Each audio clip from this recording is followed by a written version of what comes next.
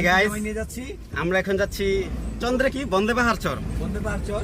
জামাই আমি না, জামাই হচ্ছে আমাদের বড় ভাই সদ্য রুবেল ভাই, সাথে আছে ব্লগার পলাশ, পলাশ ভাই, তার সাথে তার ছেলে আছে, তার সাথে আছে আমাদের খালেক কাকার ছেলে মেহেদি।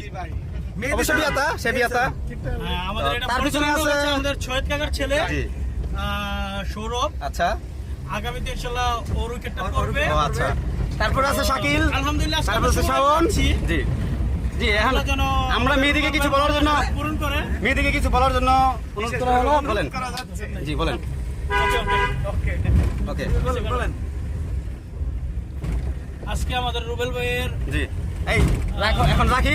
সবাই আমাকে দেখছে, তা আমরা একটু দেখি আগে সবাইকে। খুব আনন্দ। আচ্ছা